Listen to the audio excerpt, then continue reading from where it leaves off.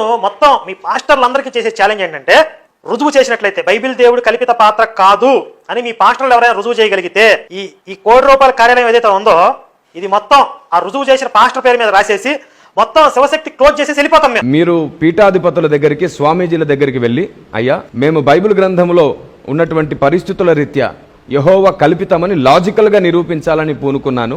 ఇదే సూత్రం ప్రకారం, ఇదే లాజిక్ ప్రకారంగా క్రైస్తవ సేవకులు మన గ్రంథాన్ని ఒకవేళ ప్రశ్నిస్తే అదే లాజిక్ గా మన గ్రంథాలను మనం నిరూపించుకోగలుగుతామా అని ఒకసారి మీరు చర్చించుకోండి. మీకే అర్థమైపోతుంది. లాజిక్ పరంగా మాత్రమే వెళ్తే ఎప్పటికీ సత్యం గెలవదు. లాజిక్ తో పాటు విశ్వాసము, ఆధారాలు, రుజువులు ఇవన్నీ చాలా ప్రాముఖ్యమైనవండి. లాజిక్ తో పాటు అవి కావాలి. ఇప్పుడు మీరు అంటారేమో, సో అవి లేకుండా లాజిక్ తో మీరు నిరూపించలేరా అని. తప్పకుండా నిరూపిద్దాం. తప్పకుండా లాజిక్ తో పాటు కూడా నిరూపిద్దాం.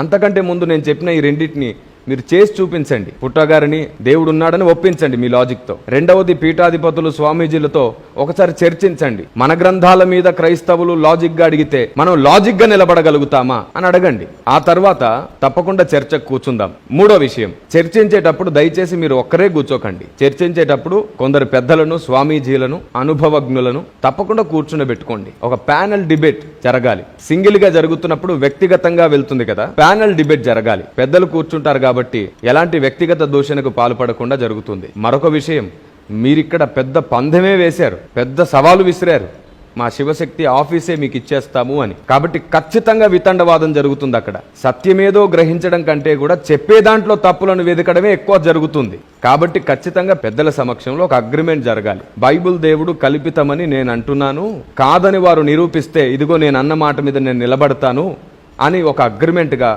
మీ వైపు, ఇటు మా వైపు పెద్దలందరూ కూర్చొని ఒక మంచి చర్చ సౌమ్యంగా, యథార్థంగా జరిగి ఏది సత్యమో అది మాత్రమే గెలిచే ప్రయత్నం చేస్తే చాలా బాగుంటుంది, చాలా శ్రేష్టంగా ఉంటుంది. కాబట్టి మేము స్వీకరిస్తున్నాం.